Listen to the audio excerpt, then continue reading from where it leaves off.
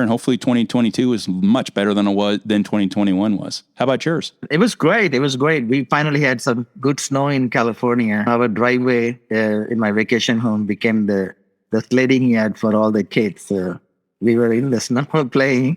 So it was good. That is fantastic. I remember those days very well. And I enjoyed seeing the pictures. Mostly I enjoyed seeing those pictures of the snow from my warm house in Morgan Hill. Absolutely. I agree with you. So you have thoughts on the startup world. Tell me about what happened in the startup world in 2020. If you were a startup founder, 2021 was the greatest time to be in startup. I'll just slowly go. I have so much of numbers, but I want to slowly unpack them for you. In the year of 2021, there were $300 billion that got venture capital that got invested in the startup world. That's a lot of money. So you may ask, how does that compare with the previous year of 2020? In 2020, total dollars invested was $166 billion that was invested, venture capital investments in startups. So now it doubled within 1 year. It's amazing. It's amazing how the total number of venture capital dollars went into all the startups, and it doubled especially in a pandemic year. But then again, having said that, pandemic is also the reason why it's also increased, right? There are multiple forces. One of the forces is that pandemic is increasing the need for digital within a lot of companies, and organizations asking for more and more digital. Consumers are buying more. The avenues of how they are shopping through digital avenues is increasing, significantly increasing. Even if you look at traditional retailers, the big boxes, the brick and mortars, you will see digital numbers increasing. That is also true for pure plays. It's true for DTCs. It's true for even for tech providers who are not consumer facing, who are actually B2B providers. So all that stuff fueled the 4 startups in 2021, right? When revenue increases, guess what? The VCs want to take the bet on the fast-growing companies, and they did. What was also interesting is that out of this $300 billion, $190 billion, almost 2/3 of that dollars, went into late-stage companies. What they did was they were looking at companies that are growing fast and late-stage companies that could exit faster, and they were putting more and more dollars into those companies. So as you have more numbers, the force to push you to the stratosphere is also increasing as well. So what does that mean for companies in the early stage? Well, the early stage somewhat suffered a bit in the sense that there is not as much funding as previously because everybody is focused on pushing the companies that are growing up and pushing them further. There is a little bit of, in addition to there is a little bit of this whole, FOMO and venture VCs trying to get into deals. Right? Everybody wants to get into top deals. Nobody wants to not be in a high-growing, fast-growing companies. Everybody wants to be in those deals. So there's a little bit of that musical chairs going on because as valuations of these companies are significantly increasing, more and more dollars are being spent in all these companies, which is interesting because if you look at last year, there were mega exits, not only just funding, but also there were big exits, right? Coinbase IPO, DD IPO, Rivian IPO, right? Coupang, Roblox, Nubank, Grab, Robinhood, all these well-known companies, UiPath, all of them became public companies, which means that the VCs who were invested previously a few years back into these deals got their money back and the funds returned, and they're now looking at investing in new opportunities. So what we might end up seeing is in 2022, this $300 billion may go into $450 billion or even more. There will be more investments. There will be more dry powder and more new fueled energy that will come into this, which may further accelerate, even with Omicron and all the pandemic and all these restrictions happening. The other thing that's also interesting is that the digital has become a much bigger, stronger force. Consumers are consuming it. At the same time, all the 5 forces we talk about, AI, IoT, blockchain, startups, data, all these things are exploding. These IT organizations, businesses are more and more consuming all these types of technologies, right? There are so many products and solutions that are getting rolled out, right? This is fueling amazing amounts of. So this is all, it has been a phenomenal year last year in terms of the number of deals, and the amount of companies and the total dollars that went into the startup ecosystem. It's super brilliant. And if you're a startup founder, it's one of those golden periods you want to be in.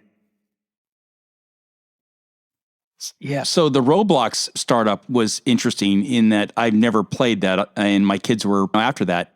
But that one startup has a big play in what's evolving in the metaverse. I take it, correct? Absolutely.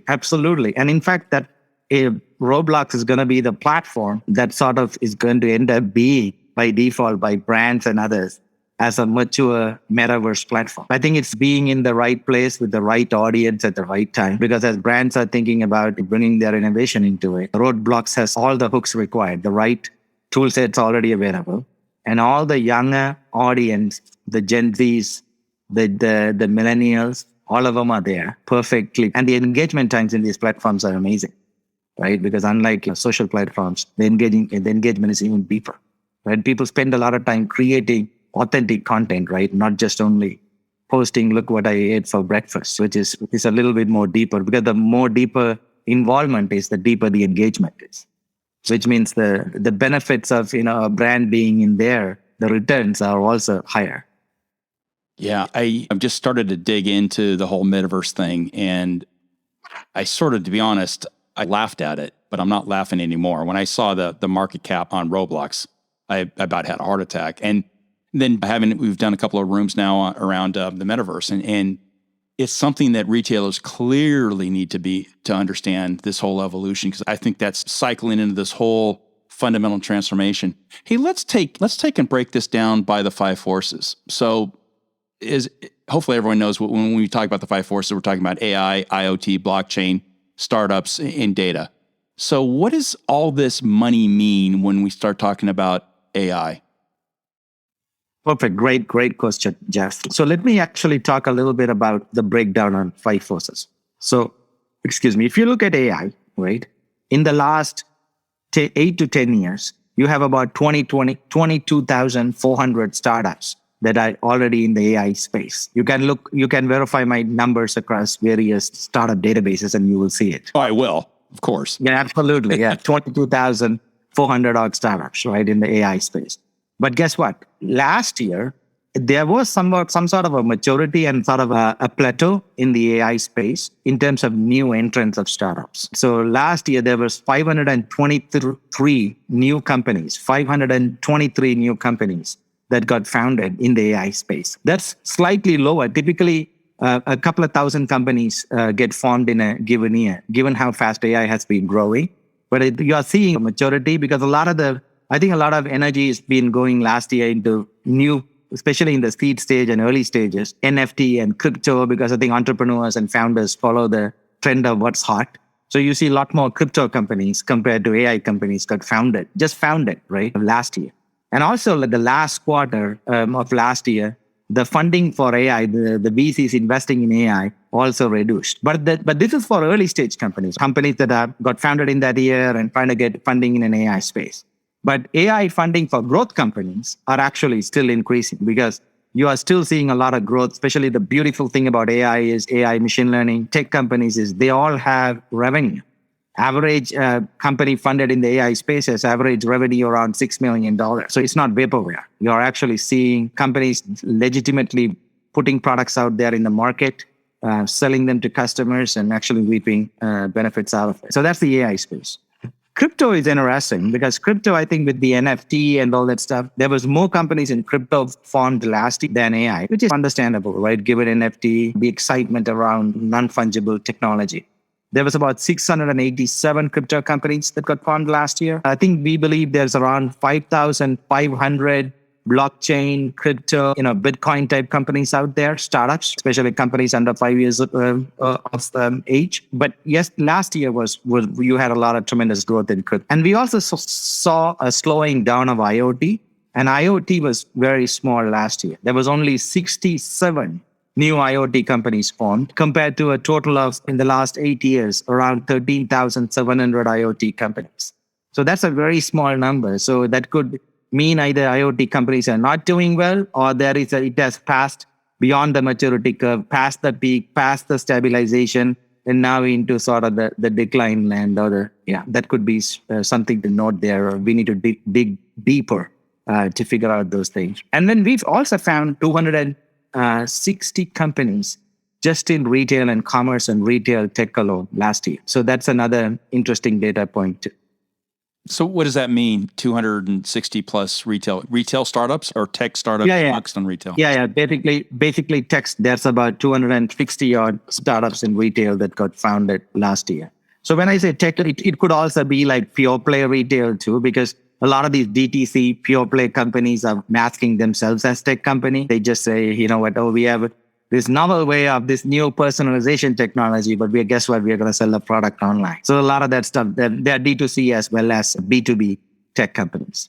And they want to do that because there's more value in being perceived as a tech company. What the WeWork was trying to do by saying they were a tech company, not just a real estate play. Absolutely. Yeah. Interesting. Yeah.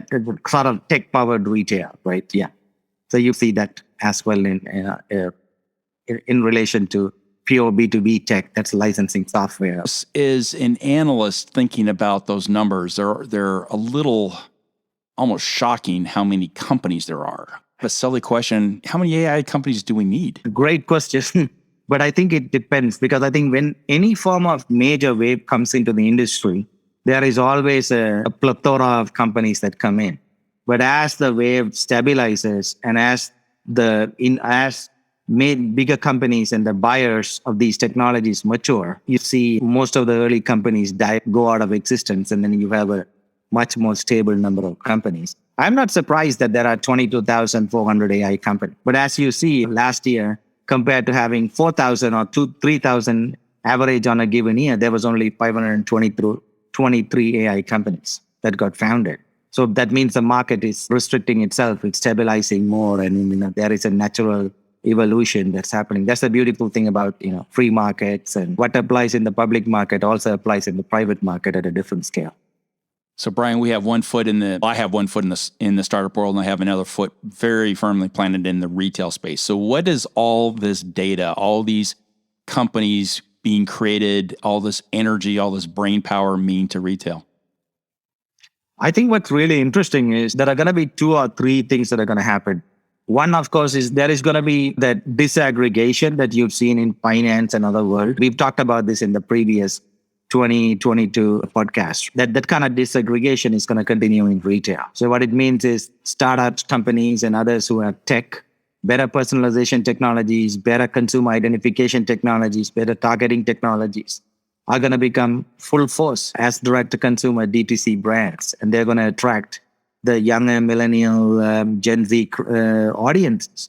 They may even be able to attract a much bigger audience. So that's one threat in terms of for traditional retailers they need to look at, right? So that's one threat.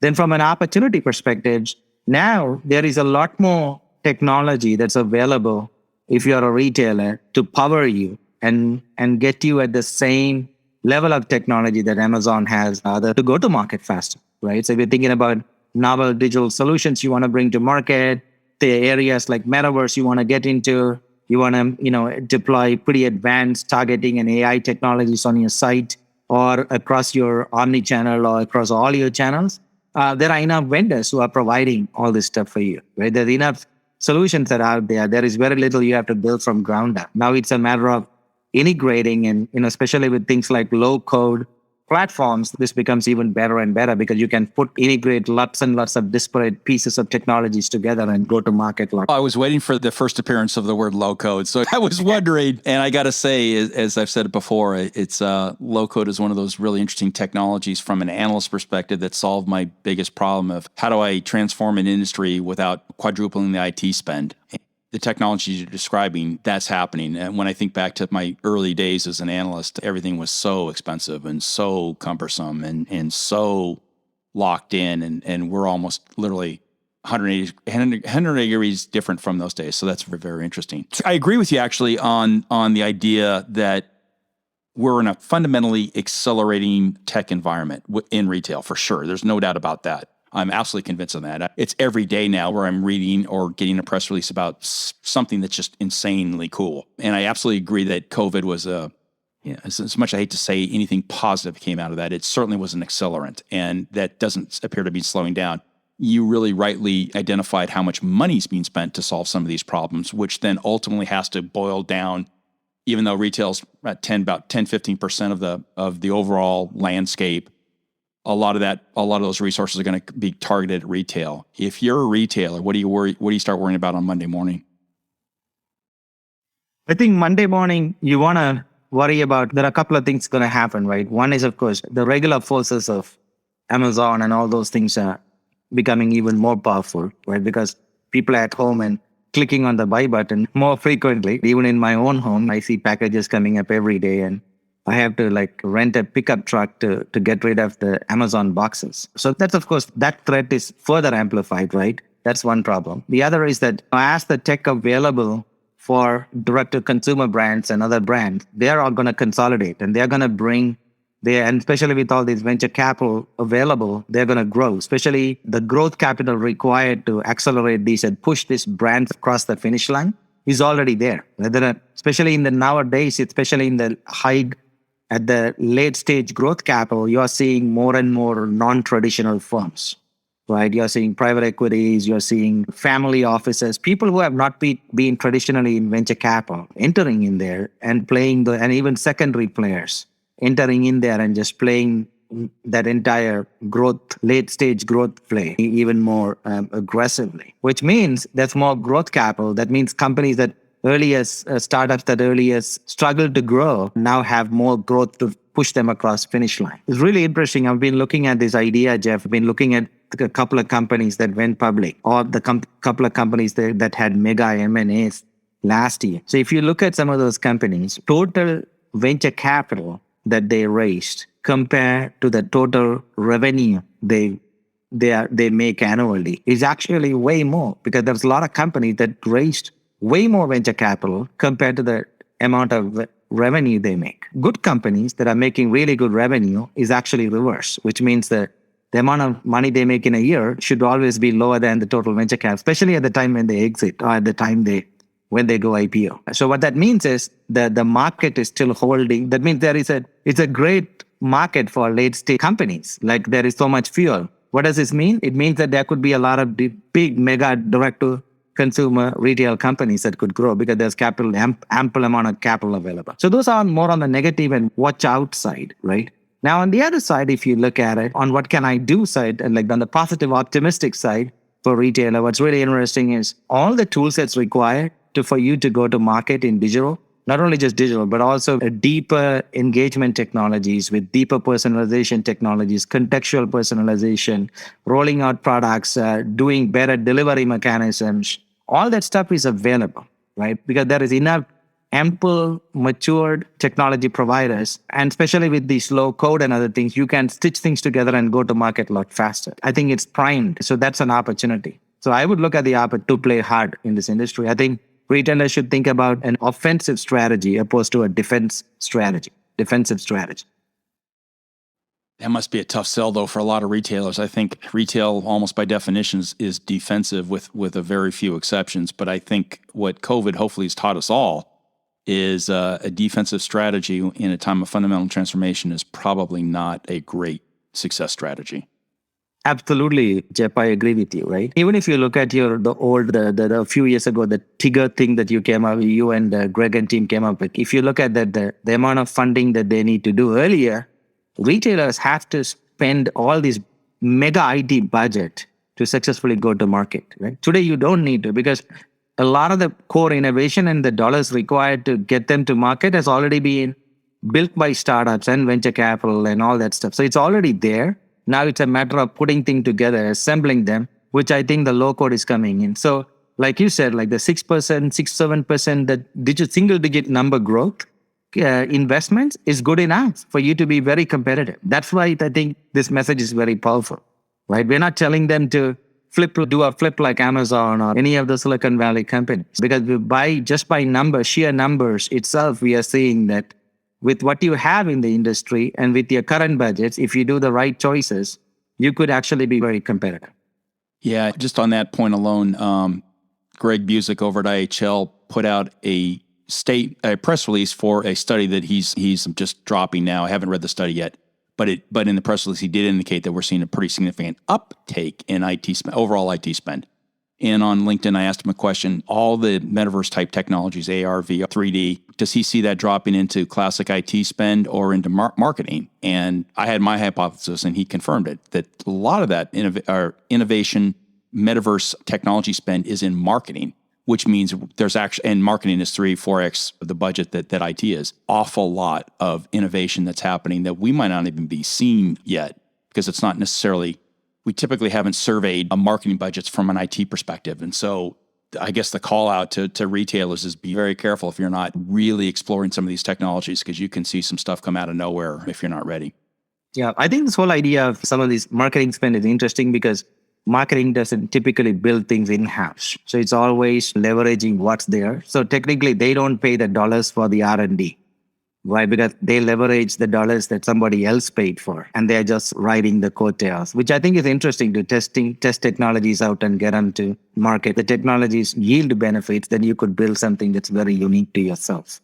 I just think we're creating coming out of COVID, we're creating a whole different retail ecosystem. And just the idea of not having to build from scratch is almost revolutionary if you look back even 10, 15 years ago. And so what we're going to see by 2025 is just retailers becoming extremely nimble with technology, moving fast, experimenting. We haven't traditionally seen that. The ability to make mistakes. I think we haven't published some studies on this yet, but we have an indication that Gen Z is more comfortable in things not being as well dialed out, which would make sense given the chaos that they've literally spent their whole life in, which means retail's going to be a whole different process. It's going to be a much more innovative process, ability to make mistakes, ability to try something, whether it's metaverse or whatever, and if it doesn't work, crush it and move on. It's a whole different world. In some ways, probably a lot better world coming out of COVID than we had going into it. I agree. And the other thing is this whole concept of loyalty to a given brand is also going to change, right? Because earlier, like what happened in the earlier is that a given brand, everybody thinks about the size of a pie of a given size, and what slice do I take in that given pie. But what happened, that actually was always the concept of how many loyal audience I have, how many people who are loyal to my brand, and who are the repeat users. So today, especially with the Gen Z purchasing, the millennial and the Gen Z purchasing styles and consumption styles, what's really interesting, that whole loyalty part is reducing. But what's interesting though is they are purchasing from a lot more places, which means the size of the pie is increasing and they are buying more, which is interesting because now you have to look at like engaging this audience across many different channels, across many different types of offerings, which might be interesting too, right? The attention economy there's a whole new way to think about how does the attention economy work. One other area, Jeff, I also want to quickly focus on, we talked about as if you're a retail executive, retail leader, what you got to do and what will help you, especially given all this funding and the startup growth in last year, right? In 2021. But also if you are a startup founder, if you founded a company last year and you are still in an early stage, because we talked a lot about the growth stage. I like to talk a little bit about the early stage as well now. Okay. So if you're a founder in the early stage, what's really interesting is that you see all the traditional accelerators and early stage seed firms still playing really hard. So you can still get funded. Last year, Y Combinator, I think, did 151 deals.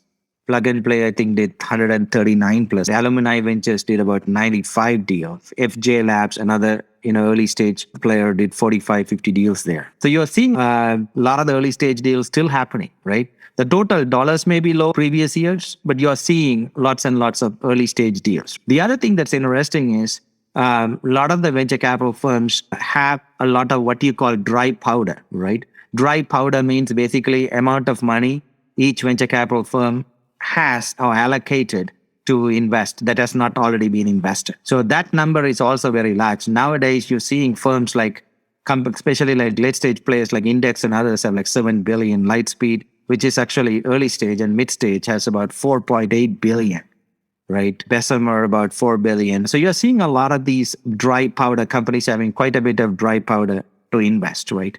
The other area that's interesting in the early stage as well as Series A type world is You also had a lot of first-time emerging funding managers who came into the market. Most of them are early stage and seed funding managers, right? So emerging funding managers raised about $41 billion. Basically, Jeff, these are new VCs, right? Compared to last year, in the previous year, in 2020, there was only $27 billion spent into new VCs. The LPs, the limited partners, invested about $27 billion in 2020. But in 2021, they invested about $41 billion. So it's just double, like not double, but 75%.